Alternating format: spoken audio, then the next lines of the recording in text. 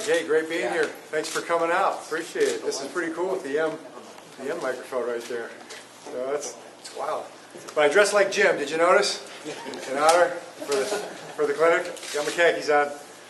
But it's just a great thrill. It's been really fun. I haven't been in this building ever. You know, this was the old building back when we were kids, and the last time I was here, it was still the old building. So coming here and seeing the facilities, seeing the staff, seeing the players, talking to the team, hanging out with some recruits. It's just been really, really fun. A couple days, and looking forward to seeing some high school coaches and talking a little football here for a while later. So it's great to be here. It's been fun. Jim's been great. Michigan staff has been incredible. The press guys have been amazing.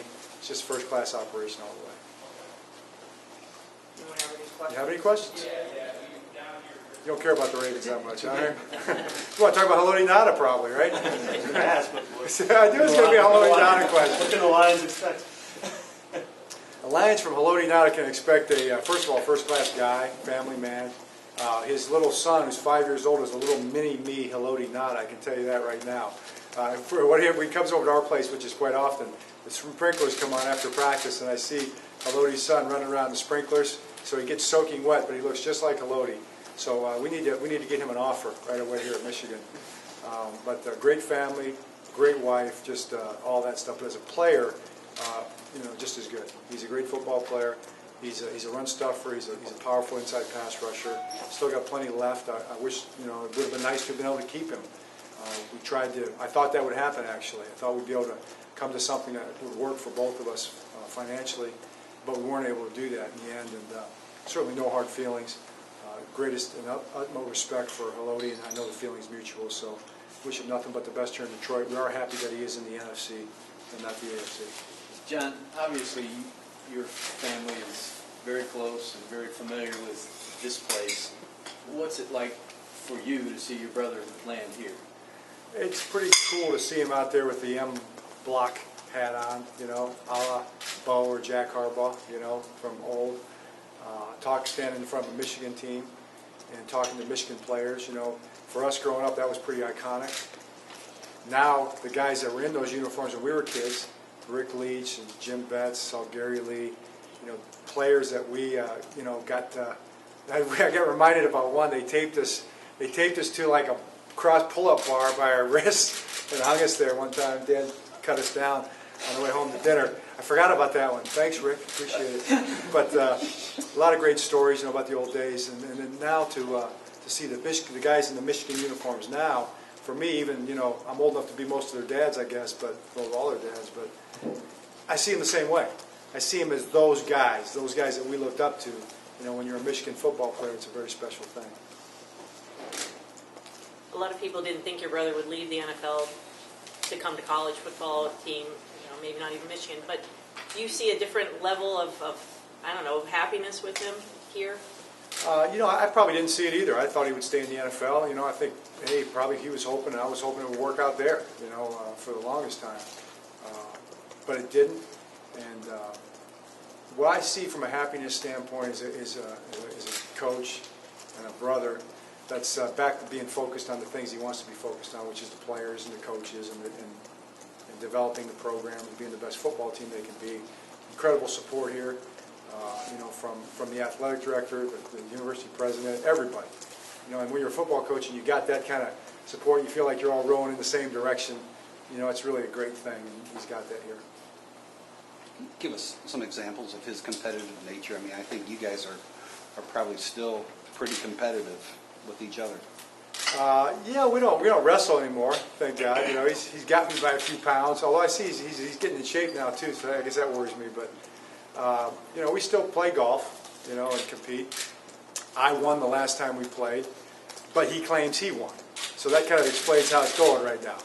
Can I give you the story on that real quick? Yeah. All right, so we have a time. We're going to go play 9 holes of golf because we have time for 9 holes before the wives and the kids are coming over for dinner.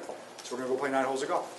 So we play 9 holes, and Jim is like a good golfer. He's been a 4 or 5 handicap in the past, and I'm not a good golfer. But I'm playing well that day, and I beat him by a hole.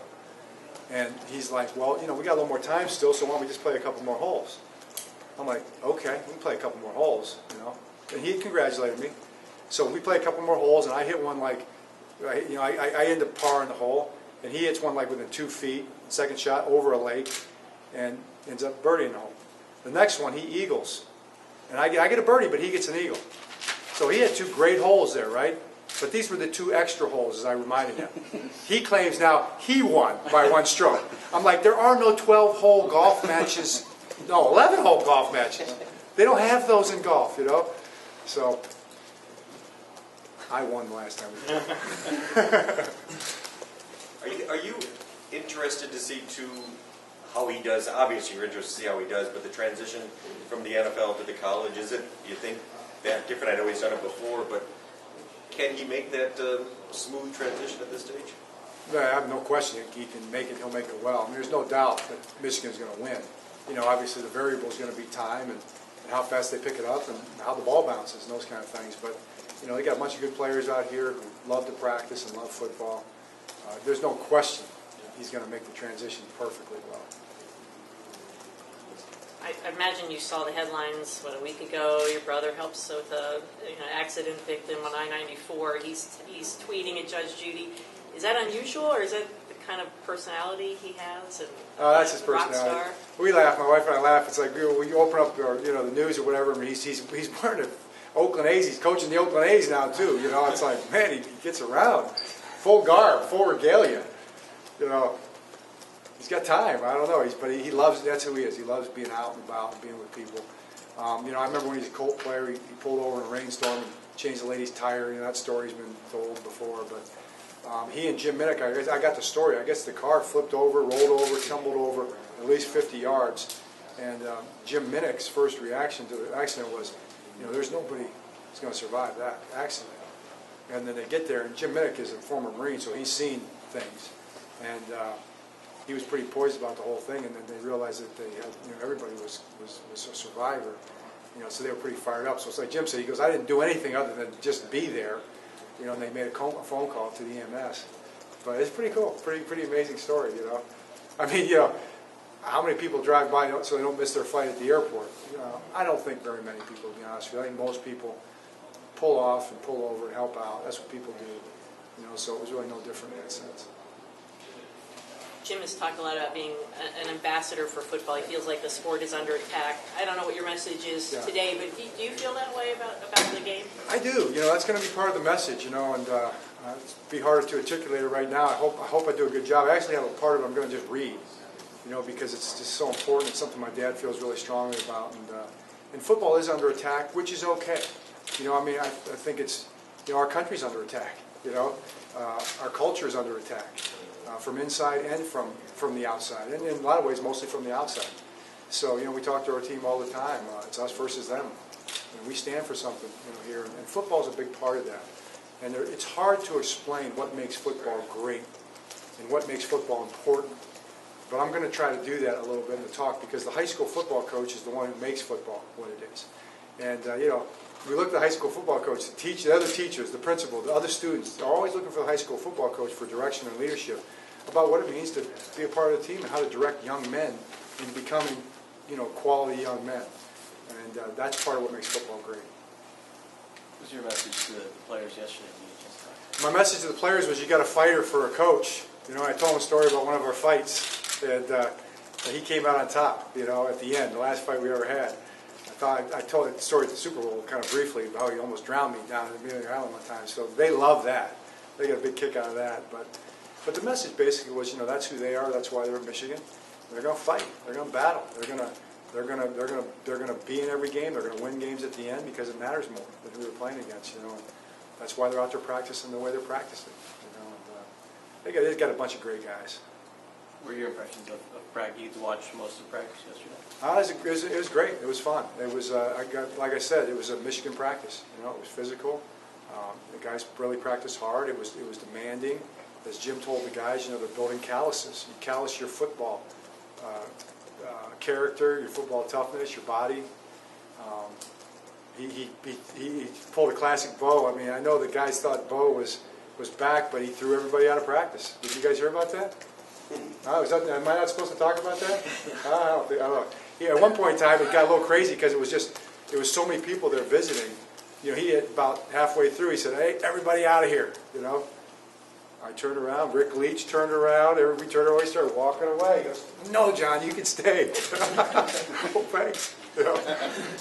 But the old players were laughing about it because they thought, that was exactly what Bo would have done. And as much as anything, it was for his team. I think the people that love Michigan that were there understand, he was making a point to his team. This is about football. That's why we're here. You talked about what this means for Jim. What's it mean for your dad to be back here, to have his son here, and to be around now? It means a lot for my dad. I was busting my dad's chops yesterday because there was a report that came out that the Michigan family was pushing Jim to Michigan, or our family, Harbaugh family was pushing Jim to Michigan. And it was kind of, I took it personally, like, I'm not pushing Jim anywhere. I want him to stay in the NFL. But I think Dad might have been pushing Jim to Michigan. There might have been a kernel of truth in the story. So he's really excited. My mom, Jackie, she's fired up, so they're doing great. But your name was linked at some point. Would you consider, is the NFL your home, or would you consider coming back to, coming to college football? Well, Jim's got the Michigan job now, right. so I guess that's out.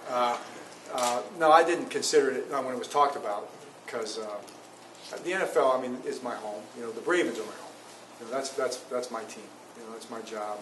Steve Bisciotti is a great friend and a great mentor, and I wouldn't want to be coaching anywhere else. So I'm really hoping I can end my career in Baltimore with a couple more Super Bowls or whatever the number might be under our belt.